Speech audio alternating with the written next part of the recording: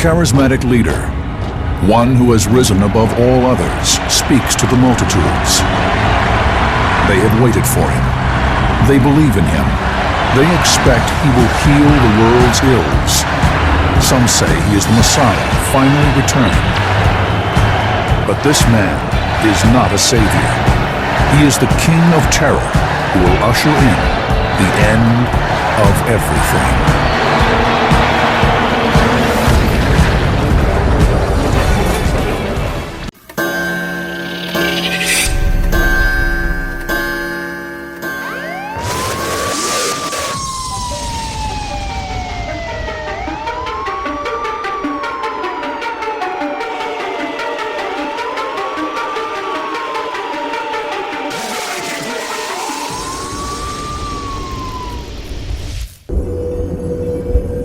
The Antichrist, the false Messiah, a child of Satan. The word Antichrist first appears in the New Testament. In this ancient text, there is a prophecy that states the Antichrist, the beast, will come to seduce mankind. Instead, believers say he will usher in the end of days, Armageddon.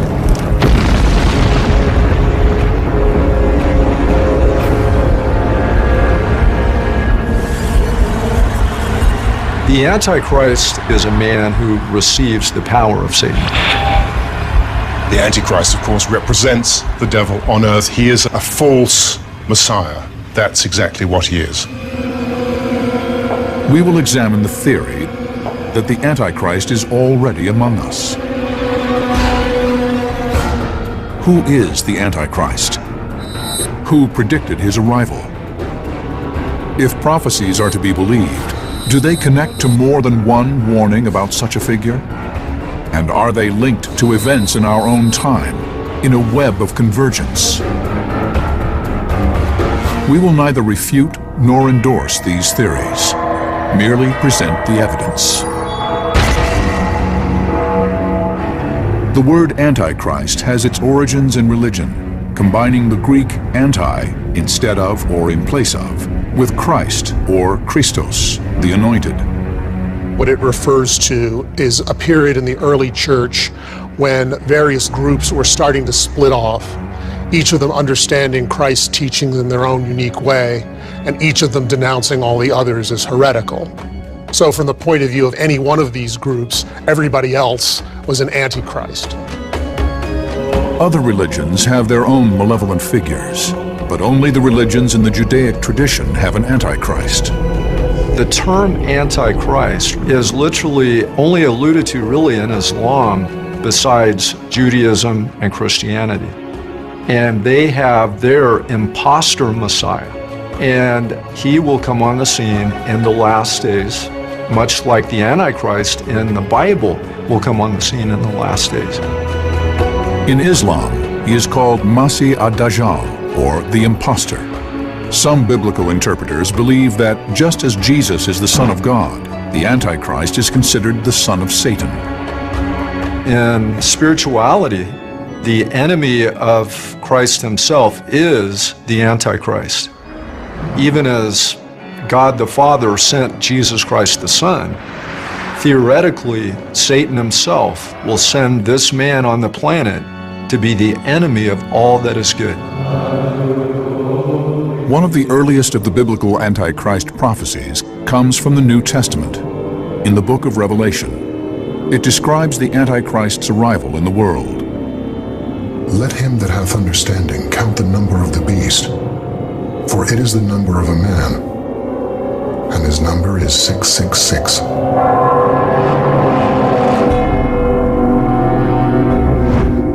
How is this ancient prophecy entwined with other later prophecies about the Antichrist? Prophecies that may be an example of the Nostradamus effect. For some, the key may lie with Nostradamus himself.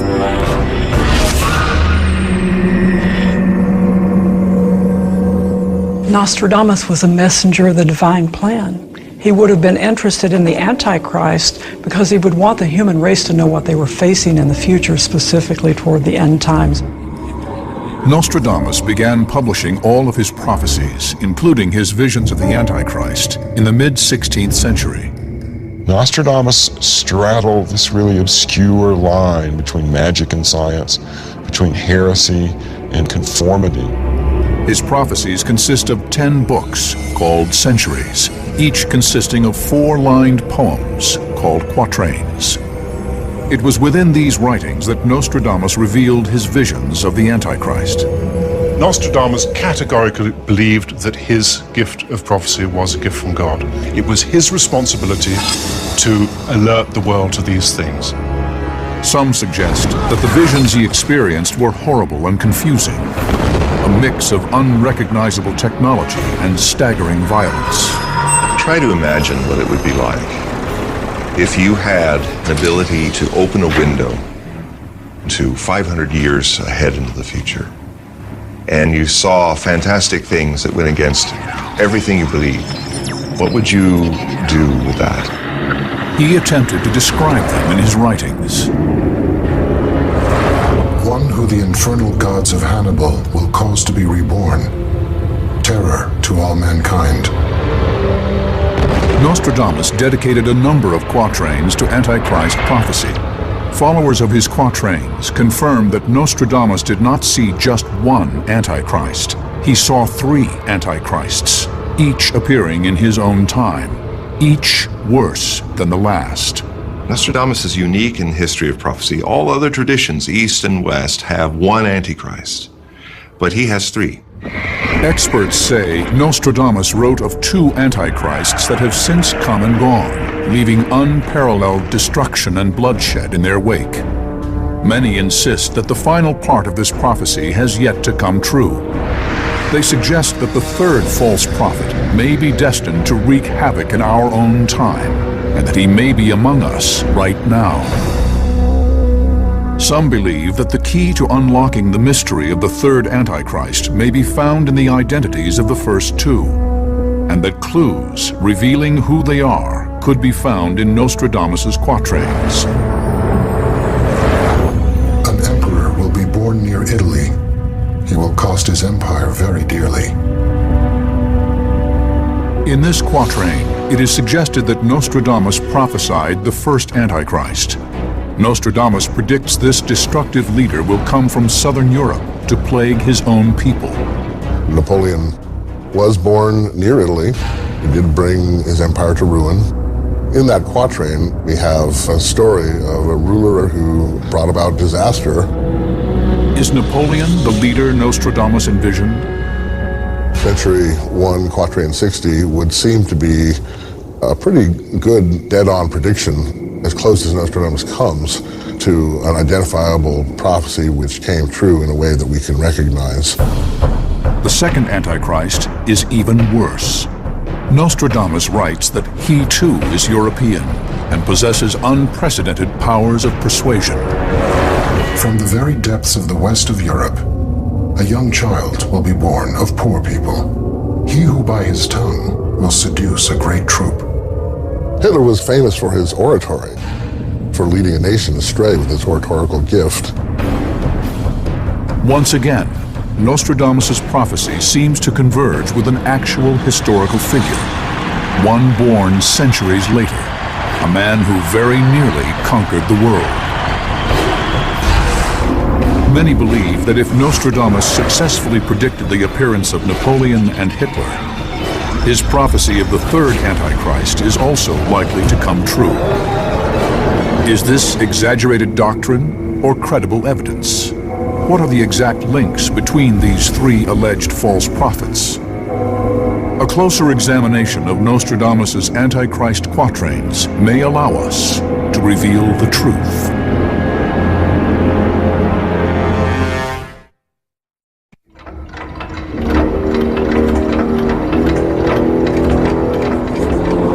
Nearly 500 years ago, history's famed prophet Nostradamus predicted the arrival of 3 antichrists, each building on the power of the last. Some believe the 3rd and most dangerous Antichrist may be among us now.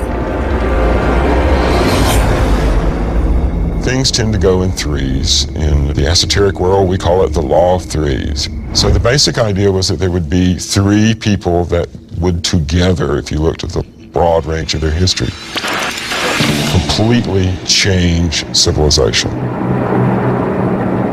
Will an investigation of various threads of evidence help us judge the accuracy of the belief that the third Antichrist will appear in our lifetime? Most people already are looking for somebody to lead the world to a global peace, to solve these great crises that we have throughout the world. The Antichrist will be that savior. What clues are embedded in the quatrains of Nostradamus? Hints to help us identify the third and worst Antichrist. He warned, At once one will see vengeance, 100 powers, thirst, famine. Some suggest that this is a vision Nostradamus had of our current time, and that it proves the Antichrist is in our midst. In using the word vengeance, is he pointing to our current wars in Iraq, Afghanistan, the Far East, in our own inner cities? Could the seer's reference to thirst and famine describe the starvation that exists today in drought and poverty-stricken villages? Nostradamus' genius may not have been as a seer or a prophet, but as a surrealist poet. His verses are broken, they're hard to understand, and they seem to speak to certain levels of the human mind that aren't always that easy to approach. 1555, Provence, France. Nostradamus sits in his secluded study. He appears to embark on a psychic journey in search of answers.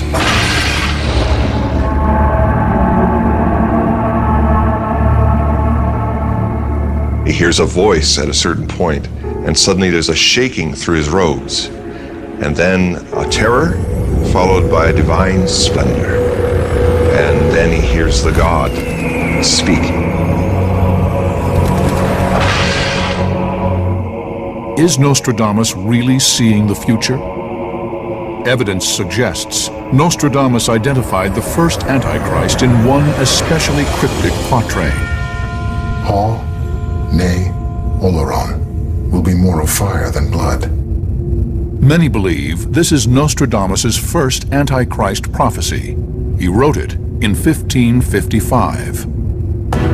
Paul, nay, Oleron are three towns in southwest France. The fact that the first three words are in bold font, uppercase. It's like, nudge, nudge, nudge, I'm saying something here that you should look a second time at. For those who see prophecy in his work, Nostradamus is trying in this quatrain to reveal the identity of the first Antichrist by placing him in France. When you rearrange the letters of these three small towns, they spell out Napoleon Roy, Napoleon the King. The Y spelled R-O-Y in the old French for R-O-I. Napoleon Bonaparte, one of history's most notorious tyrants. Is this quatrain proof that the Emperor of France was the first Antichrist prophesied? Did Nostradamus see Napoleon's arrival on the world stage 233 years before he came to power? An emperor will be born near Italy. He will cost his empire very dearly. Born in Corsica, about 30 miles from Italy, Napoleon proclaimed himself Emperor of France in 1799. He presented himself as a champion and savior of his people. Historians see Napoleon as a hero, a savior of France, during a time that France was economically suppressed, during a time when France needed a savior. He came as a false messiah, one who dominated the entire population and even crowned himself. People that follow him create evil. In other words, he influences people. According to Nostradamus, the ability to appear as a savior and seduce entire populations is characteristic of the Antichrist. But for interpreters of the prophecies, additional clues point to Napoleon as the first Antichrist. including Nostradamus' veiled warning to a Catholic pope of approaching danger. Roman Pontiff, beware of approaching. Out of the city which the two rivers water, in that place you will come to spit your blood.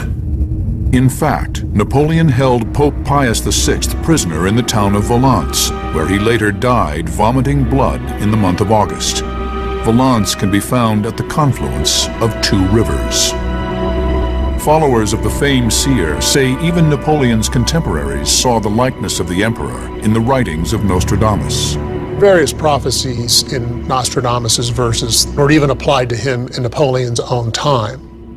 One, for example, bearing a name which no French king passed on to him.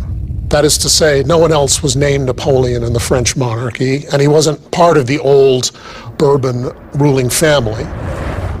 More fearsome than a thunderbolt, tremble will Italy, Spain, and England, all of whom Napoleon either invaded or fought with. So this kind of prophecy has been very easily applied to Napoleon. But it is believed that perhaps the level of havoc and bloodshed committed in Napoleon's name has most aptly branded him Antichrist. Nostradamus seems clear that the supposed first Antichrist, too, will be soaked in blood. That he is less a prince than a butcher. Certainly Napoleon was responsible for the deaths of many people. When he invaded Russia in 1812, his army starting out was 600,000 men.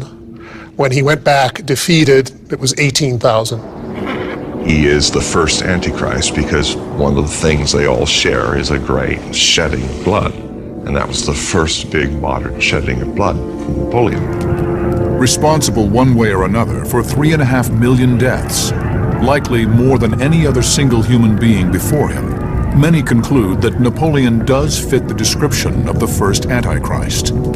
The quatrains further state, "But the French nation will fear the hour, north wind, the army having pushed too far." Even his wintry defeat after pushing too far into Russia, the north wind, seems to be echoed in Nostradamus' quatrains. Did Napoleon himself believe he was the first Antichrist Nostradamus prophesied? Evidence suggests the emperor was drawn to his writings. Napoleon traveled with a collection of Nostradamus' prophecies on his bedside table. Unfortunately, they were forgeries. At the turn of the 19th century, Napoleon ordered a genocide in France's colony in Haiti. His troops slaughtered as many as 100,000 slaves, gassing some of them with sulfur dioxide in the holds of French ships. A preview of genocide to come? Experts on Nostradamus' Antichrist prophecy believe Napoleon's actions created the conditions for a second and third Antichrist to follow, each who would ravage mankind, just as Nostradamus prophesied. If you did not have a Napoleon Bonaparte, you would not have had the steps which would have led to a unification of Germany later in the 19th century, which led to the second Antichrist, which created the modern world that created the atmosphere for the oncoming and third and final Antichrist. There is no doubt that Napoleon's trail of misery and destruction marks him as one of history's monsters, and if prophecy is to be believed, he is more. Perhaps the first Antichrist foretold by Nostradamus. Are there really multiple links between Nostradamus and Napoleon Bonaparte? And are they more than coincidence? How strong is the connection between Napoleon and our second alleged Antichrist, Adolf Hitler? Is it possible that these connections will lead us to identify the third Antichrist?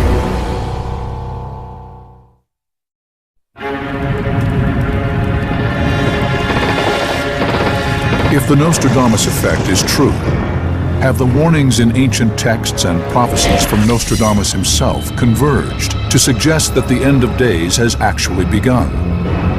What, if any, would be the signs of Armageddon? I will take the Israelites out of the nations where they have gone. I will gather them from all around and bring them back into their own land. God said throughout the Old Testament that in the last days, I will draw my people from the four corners of the earth back to the land of their forefathers, Palestine. That literally opened the curtain for the Antichrist to come on the scene. We are examining whether an Antichrist of biblical proportions has arrived to accelerate the chaos and destruction witnessed in the modern world. The quatrains of Nostradamus suggest that this Antichrist will be the last of three false messiahs. His arrival will be immediately preceded by a second evil, one who creates the conditions for the last of Nostradamus's antichrists to destroy the world. For centuries, followers of Nostradamus have examined his quatrains for clues to the identity of the second Antichrist. From the very depths of the west of Europe, Nostradamus feared that the second Antichrist would be many times more brutal than the first. Nostradamus is telling us that something is coming upon the earth that we are not used to, that he has described, if you like, in the first two Antichrists. They weren't simply national monsters, they were supranational monsters. They had enormous worldwide influence. And I think that that's what he's implying here. His prophecies about the second Antichrist are among his most persistent and specific. Many agree they point directly at history's most notorious madman. he who by his tongue will seduce a great troop. Nostradamus first mentions the second Antichrist in this chilling quatrain, which dooms Europe to another round of terror and destruction. And there is just such a man, from the exact location prophesied by Nostradamus, Adolf Hitler. Liberty will not be regained. It will be occupied by a black, proud, villainous, and unjust man. When the matter of the pontiff is opened, the Republic of Venice will be vexed by Dister. Hitler often appears in interpretations of Nostradamus, largely because Nostradamus keeps referring to a figure called Hister, which is fairly close to Hitler, and it means the Danube. Here, Nostradamus's prophecy seems precisely on target. Hitler was born in Austria, and Austria's main river is the Danube. It didn't take people long in Hitler's time to start applying them to him. Moreover, Magda Goebbels, who is the wife of Hitler's propaganda minister, Joseph Goebbels, who was interested in the occult, came across these things and said, wow, this must be about Hitler. She wasn't alone. Others made this same connection. The typesetter in one of the early versions of the prophecies actually turned one of the Hister-Ister quatrains into Hitler by mistaking the letter and substituting the T. Hitler was known for his mesmerizing and charismatic speeches. In less than 10 years, he seduced Germany into waging war across the globe with virtually unquestioned impunity. Most disturbing, he convinced Germans to carry out a genocide that virtually wiped out European Jews and other victims. In all, more than 6 million people. Nostradamus writes, His fame will increase towards the realm of the East. The last line is quite interesting, which also points to it being about Hitler. Imperial Japan became so enamored with Adolf Hitler that it led to the Tripartite Act, the Axis Alliance, which united Mussolini's Rome with Hitler's Third Reich and Imperial Japan. Responsible for a death toll that reached into the tens of millions, Hitler is synonymous with evil more than any other single human being in history. But could he also be Nostradamus's second Antichrist? The way to understand why Hitler is the second Antichrist is, again, the steps that the first Antichrist initiates Napoleon by creating the modern world through the Napoleonic Wars that created the unification of Germany, the Second Reich, which led to the creation of the Third Reich of Adolf Hitler. That's the link between the first and the second. It is suggested that, like Napoleon before him, Hitler may have been aware of his own destiny as an Antichrist, as revealed in the quatrains of Nostradamus. Hitler was part of an esoteric and occult underworld before the First World War that was fascinated by Nostradamus and his prophecies. By 1939, Hitler was self-identifying with the idea of being the second Antichrist. Since this was such a large conflict, since this was another one of Nostradamus' very meaningful time periods, then this must be the second of his three Antichrists. They also believe Hitler perhaps saw Napoleon as his Antichrist predecessor. He revered Napoleon, and soon after the fall of France in 1940, visited the French dictator's tomb. And even more verses seem to link Hitler to Nostradamus' second Antichrist. He seems to hint at Hitler's downfall. Beast ferocious with hunger will cross the rivers. The greater part of the battlefield will be against Hister. If you were in the 16th century and you had to describe an automobile or a tank or a floating attack boat, you might call it a beast that roared with its thundering engines, that breathed like a dragon, that come across the great rivers. Beast ferocious with hunger. He's trying to look at fantastic technology that he's never seen before. Into a cage of iron will the Great One be drawn, when the child of Germany observes nothing. And the cage of iron, is this Hitler's bunker? The bunker that Hitler retreated to toward the end of this reign. If an emissary of future visions gave you a great trench dug in Berlin that had all this amazing iron rebar work for a huge bunker that was under construction, wouldn't it be said that you put that man underground into this great cage, which became the Führer bunker? It was in this bunker that Hitler, on the verge of losing the war he himself initiated, committed suicide. Some see Hitler's sociopathic lack of conscience as further proof that he is Nostradamus' second Antichrist. If Christ embodies pure compassion, Hitler is his exact opposite. I am haunted by a quote that Hitler gave very honestly about his ability to find the right way and make the right decision. I follow my path with the complete confidence and certainty of a sleepwalker. To be asleep is the ultimate unconsciousness, to literally be a somnambulist through life. Here's this very powerful, charismatic sleepwalker leading the whole world into an abyss. That, to me, is Antichrist. According to believers, the Nostradamus effect may be overwhelming our modern world. But how can these theories be tested? If Napoleon was the first Antichrist and Hitler the second, who is the third? And is he among us? Evidence suggests that before this false prophet can unleash a terrible battle between the forces of good and evil, another critical step must first take place.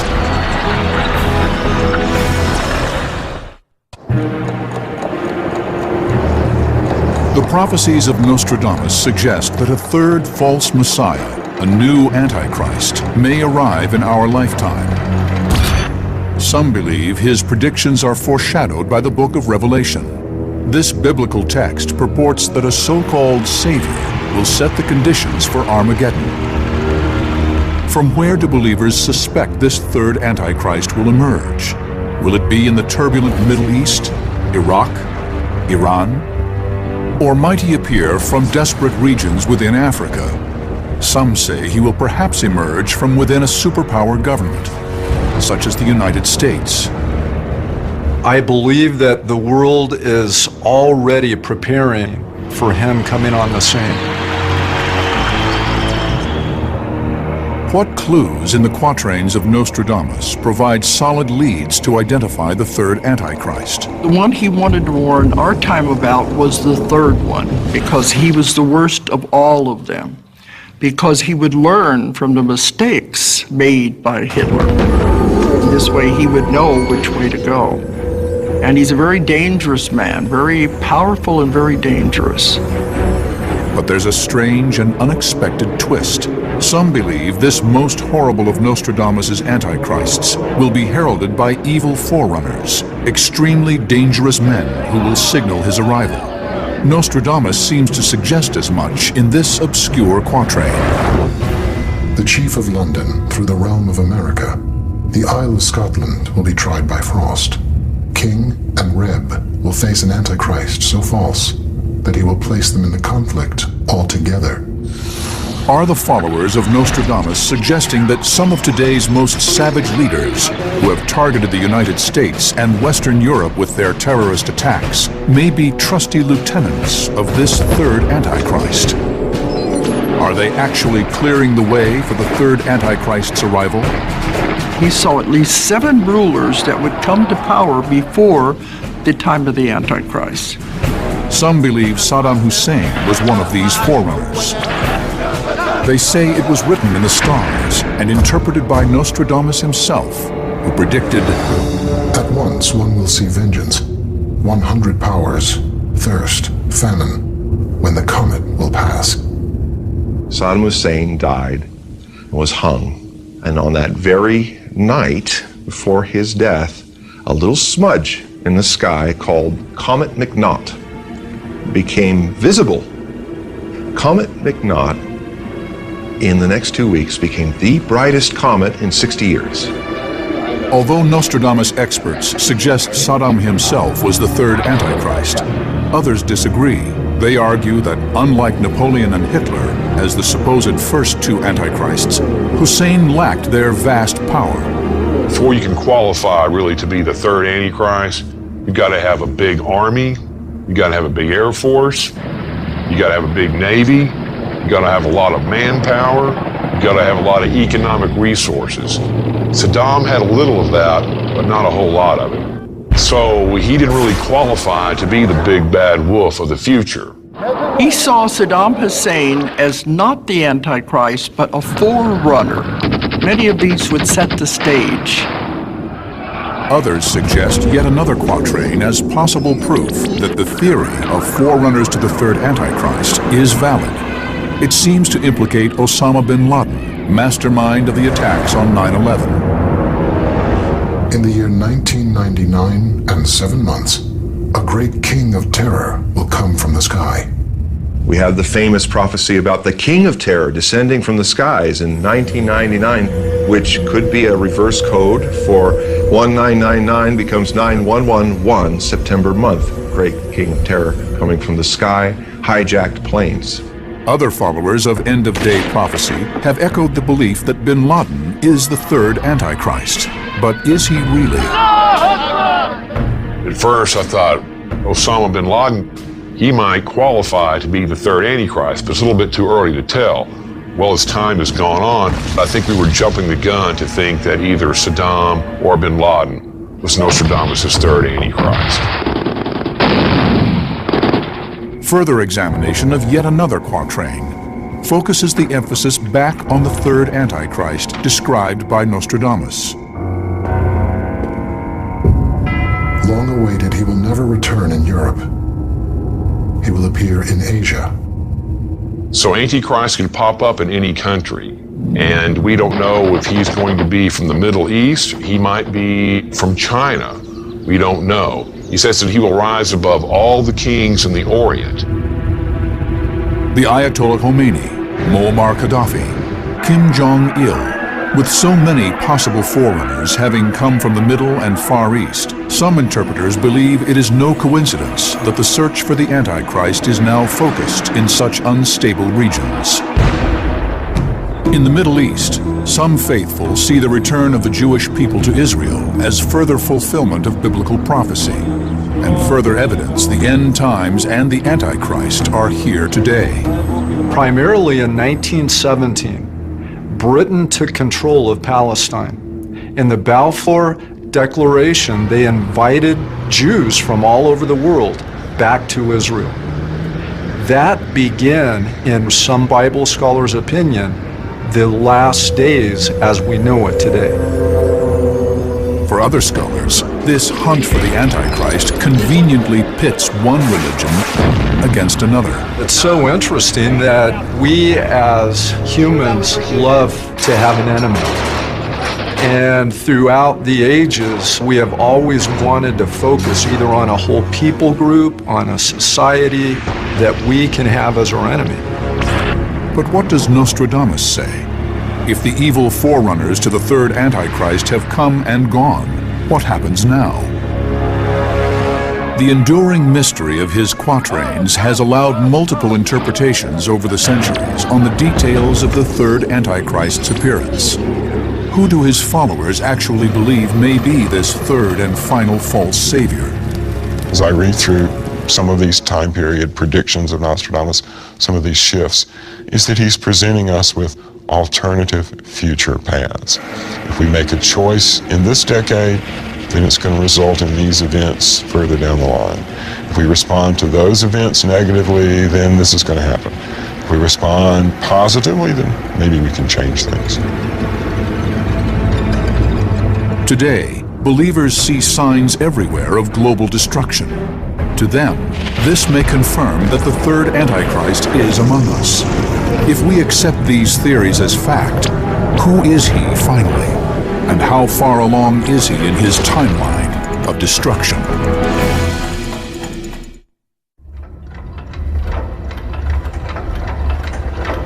Is the clock ticking? Is doomsday fast approaching? There are those who believe the Nostradamus effect is occurring as ancient prophecies and today's cataclysmic events converge. Some say this course is irrevocable. If it were up to human will, if it were a human will choice, we could change this and not have to go through it. We don't have that choice. Biblical prophecy warns of an Antichrist who will destroy mankind. Nostradamus says we will suffer three. If we accept the theory that Napoleon and Hitler were the first two, what might the third and most cunning Antichrist hold in store for us? Could the Antichrist be a real person and not a construct of religion and symbolism? We are racing irreversibly toward the end of time and through the ultimate prophecies that condemn the earth. It is prophecy, and prophecy will be fulfilled to the letter. Nostradamus' prophecies suggest the third Antichrist may have powers that far exceed the other two. Stained with mass murder and adultery, this great enemy of humanity will be worse than any man before him, in steel, fire, water, bloody, and monstrous. So the question becomes, are any real leaders today actual candidates who meet the criteria identified in these prophecies? Critics point out that just about every world leader has been accused of fitting the profile of Antichrist at one time or another, according to who is or is not popular at any given time. This individual changes with the generations, practically with the decades. In the 1970s, it was common, or at least done, to identify possibly someone like Henry Kissinger. And the list of unlikely candidates goes on. Still, some cite a mysterious name, Mabus. It appears in another one of Nostradamus' quatrains. Mabus will soon die, then will come a horrible undoing of people and animals. Some believe Mabus is the name Nostradamus has assigned to the third Antichrist. Could Mabus be a coded reference? Two presidents have been linked to the name Mabus by extreme adherents of prophecy. The first is the 43rd President of the United States, George W. Bush. Even non-believers of this theory can explain the connection. You follow the rule of everything in lowercase letters. The GW becomes AM because you can turn them upside down. Swivel them, and you have Ma Bush. Drop the redundant letter, you have Mabus. Although this seems to implicate George W. Bush as a candidate for the third Antichrist, scholars dismiss that suggestion, especially since his transition out of power is credited as being orderly. But what about President number 44? More recently, there was a mayor in Georgia who got into trouble for circulating an email asking if Barack Obama was the Antichrist. So the Antichrist is a very fluid concept that can adapt to your needs. In fact, Nostradamus himself seems to definitively say that no recent U.S. president fits the bill. The third Antichrist very soon annihilated. 27 years his bloody war will last. This prophecy suggests a long-lasting worldwide war will follow the third Antichrist's death. Could the third Antichrist have already come and gone? The Bible points to a series of cataclysms that may coincide with the aftermath of the third Antichrist. The book of Revelation states, There was a great earthquake, and the sun became black as sackcloth made of hair, and the whole moon became like blood, and the stars fell from the sky to the earth. Many say the natural and unnatural disasters that now plague the earth indicate we are at a tipping point. But are we really closer to the end than ever before? The prophets are trying to tell us about climate change, about famine, about a figure in the Middle East that we need to recognize before he starts a 27-year war. These are the things that the prophets like Nostradamus are trying to make us see and change. If we accept the theories by adherents of prophecy that we may be on the path to Armageddon, might we have time to influence those events? Are the multiple quatrains of Nostradamus hard evidence that the third Antichrist is among us? The final line, he talks about one of the ugliest visions that I've ever seen. The heretics dead, captives exiled, blood-soaked human bodies.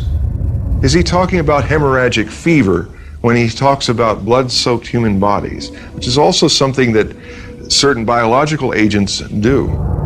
And a reddened, icy hail covering the earth. Does he mean a red and icy hail from some kind of nuclear discharge that creates a modest nuclear winter? Little rain, warm wind, wars, incursions.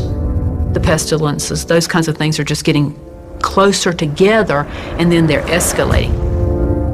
A horrible undoing of people and animals. I think Nostradamus in his prophecies often shows a fascination and a horror. He uses the word horrible a lot in looking at the more negative possibilities of the future. It is fact that multiple crises worldwide have deepened. Nuclear weapons among rogue nations have increased tenfold. Economies around the world remain on the brink of collapse. The U.S. government prepares for another terrorist attack on American soil. More coincidence? For believers, these are not random events, but dire signs of the coming apocalypse. We're seeing the mass deterioration of our Earth and its environment. As that sea level starts to raise up and countries start to be flooded, that's when the mass panic is going to hit. It's going to come upon us so quick that people will be panicked. We're talking about complete universal destruction where nobody can help anybody. But others suggest the prophecies of Nostradamus have a decidedly different meaning and purpose. I think people need comfort. They want to know what's going to happen, especially at times of great unease, such as we're experiencing at the moment.